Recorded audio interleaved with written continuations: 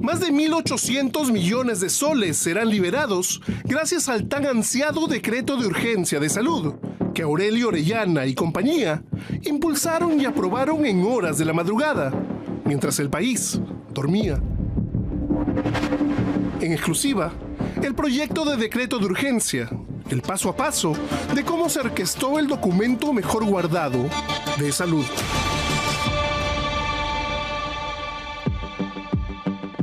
Este miércoles Beto Saber reveló que Mariano Cuentas Jara fue retirado de la Gerencia General de Salud por no estar de acuerdo en la fabricación de pruebas médicas en favor de Pedro Castillo y negarse a firmar un decreto de urgencia que permitiría millones en compras a salud, sin el mayor control de fiscalización. Compras a dedo. Pues la decisión de aprobar el decreto de urgencia se tomó horas después de la salida del gerente que se oponía a firmarlo y tras el nombramiento express de Celestino Martínez Flores, el nuevo gerente general alineado con Aurelio Orellana.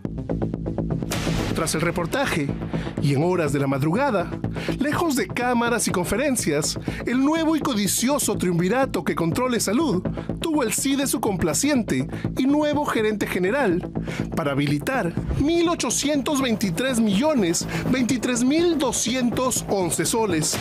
Sí, oyó bien.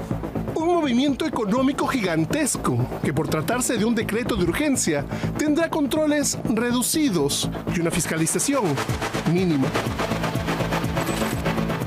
Pero ¿por qué ese desmedido apuro? ¿Por qué esperar la salida de Mariano Cuentas, el gerente general que se negó a firmar el mecanismo? ¿Y por qué apenas asumió el recomendado de Orellana? El decreto apareció aprobado de madrugada. Hoy las principales autoridades de salud, el presidente ejecutivo Luis Rosales, los gerentes generales de los hospitales Abogal, Martín Colca, del Rebagliati, Aurelio Orellana y Almenara, Guillermo Barrios, fueron invitados a una ceremonia en el Policlínico Fiori en Comas, pero no llegaron. Al final no vino el presidente de salud, nadie, ¿no? Repentinamente, fueron llamados a Palacio de Gobierno. El único que no asistió a la cita con el presidente Balcázar fue el ambicioso gerente Aurelio Orellana. Las autoridades llegaron y mantuvieron reuniones en presidencia hasta las 12:30 del día. Sin embargo, estas visitas no han sido registradas en transparencia. Bueno, si están yendo a Palacio de Gobierno, hoy día ha habido Consejo de Ministros. Entonces, el ministro de Trabajo, que es el responsable de salud, es el que tendría que sustentar junto con el presidente de salud la posibilidad de algún dispositivo de urgencia en el caso de que eso se esté planteando. Y tendría que ser ante el Consejo de Ministros. Y el Consejo de Ministros se hace corresponsable, y eso debe quedar claro si es que hay cualquier arbitrariedad. Para mí, que se están generando las condiciones, y haciendo una analogía, es similar a lo de Pedro Castillo. Construyen el caso sobre la base de una serie de diagnósticos, ¿no?, para justificar después el eventual indulto. Igual acá, se construye la necesidad para de esa manera justificar una compra a dedo. Pero lo más grave no está solamente en el acuerdo tomado en la madrugada. Está en los documentos, en la angurrienta simulación de trámites. Ojo con esto. El 28 de mayo del 2026, el gerente central de asesoría jurídica de salud, César Antonio León Estrada, le envía este documento al recién nombrado gerente general, Celestino Alejandro Martínez Flores, pidiendo que considere una apreciación respecto a la propuesta del decreto de urgencia, es decir, analizar el decreto.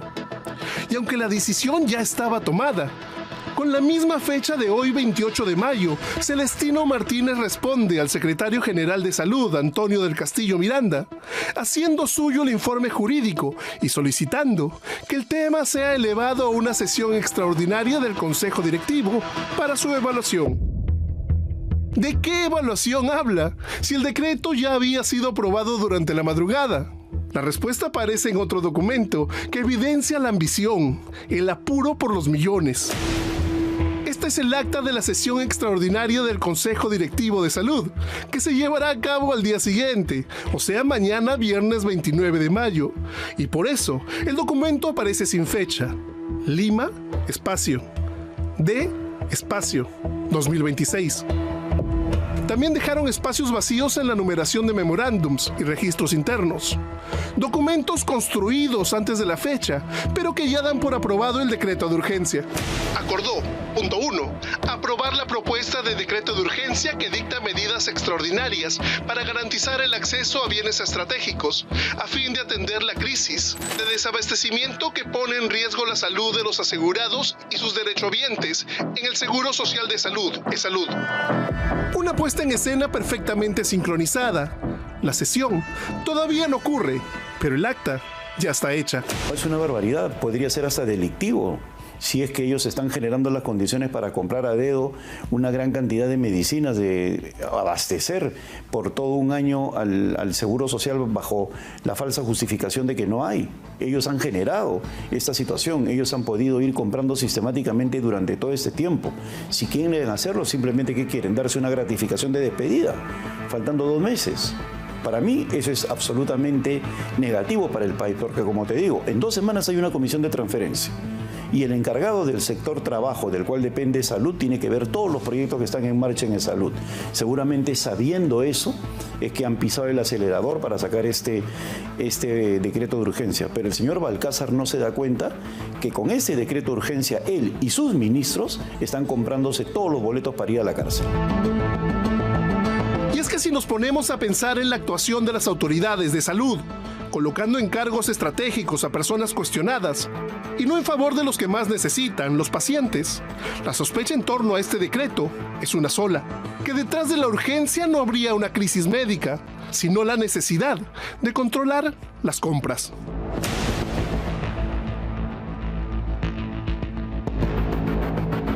Hoy, en Veto a Saber, en evidencia, el plan de los altos funcionarios del Seguro Social de Salud para llenarse los bolsillos. En complicidad con el gobierno de Balcázar, se está buscando aprobar un decreto de urgencia que facilite las licitaciones de la institución. Hablamos de más de 1.800 millones de soles, del dinero de todos los peruanos, que no pasarán por los filtros correspondientes de una licitación pública, gracias a este decreto de urgencia. La burocracia dorada de salud no ha hecho su trabajo, porque no tendríamos por qué comprar nada de manera extraordinaria, nada a último minuto para tapar desabastecimientos. Más aún, cuando el actual presidente ejecutivo de salud, Luis Rosales Pereda, se reunió el día de hoy con el presidente Balcázar durante más de 2 horas. Sí hay un peligro aquí. Comprarlo de esa manera significa obviar los filtros que se han establecido para garantizar la calidad de los medicamentos, la calidad y la idoneidad de los equipos, de los insumos, de los reactivos, todo eso que sirve para que la actividad del médico permita recuperar la salud del peruano que se enferma. La semana pasada, en medio del destape realizado por este programa, en el que revelamos cómo desde Salud se armaba un historial médico que acredite una enfermedad grave a Pedro Castillo para su indulto, y en paralelo también se ideaba el siguiente plan: un decreto de urgencia que dicte medidas extraordinarias para garantizar el acceso a bienes estratégicos, todo con el fin de supuestamente atender una crisis de desabastecimiento. No es un evento excepcional, no es una catástrofe, no es un fenómeno del Niño, no es un terremoto, no es un huaico. Es la incompetencia administrada, la incompetencia calculada. ¿Para qué? Para generar las condiciones del decreto de urgencia. La historia comienza cuando el exgerente general de salud, Mariano Cuentas Jara, renunció a su cargo tras negarse a firmar dicho decreto de urgencia. Y es que se excusan de que lo hacen por salud de miles de asegurados. Sin embargo, los intereses son otros. Millonarias licitaciones con sobrecosto escogidas a dedo. En que en este tipo de compras es cuando se puede visualizar corrupción. En este tipo de compras es cuando aparecen lo que se ha denunciado repetidas veces, el sobrecosto de los productos, que finalmente sale de la plata del asegurado. Y es que ese dinero, otorgado gracias a este decreto de urgencia, saldrá de las reservas del Ministerio de Economía y Finanzas, a pesar de que Salud maneja un presupuesto de millones de soles. El día de hoy llegó el siguiente documento a la oficina del gerente general de salud, Celestino Martínez Flores. Se trata de los informes que sostienen que es legalmente viable la tramitación de este decreto de urgencia, un expediente al que hemos tenido acceso. Porque es una función logística, no estamos hablando de un desastre, estamos hablando de un descuido, que son cosas completamente distintas. Y casualmente, para evitar este tipo de acciones, de querer justificar un decreto de urgencia sobre la base de una ineficiencia logística que puede ser provocada, es que el Tribunal Constitucional también sancionó el carácter de excepcional de esa medida. Y es que la resolución ya está preparada, en la que el Consejo Directivo acuerda aprobar la propuesta de decreto de urgencia. Bajo la excusa de una medida excepcional, ESalud sostiene que ya no tienen dinero y piden al Ejecutivo un decreto de urgencia. Según el resumen ejecutivo, ESalud ha detectado desabastecimiento de 506 productos farmacéuticos y 336 dispositivos médicos en áreas de oncología, VIH y enfermedades raras. Aporta para que le den salud y el burócrata dorado que no hace su trabajo y que nos lleva a esta situación termina comprando medicamentos con alto sobrecosto, equipos con alto sobrecosto pero sin calidad. ¿No? Equipos que se van a malograr de acá a 3 a 6 meses, que se vuelven inoperativos, inservibles. Medicamentos que luego de su revisión los encontramos que están viciados, que no sirven.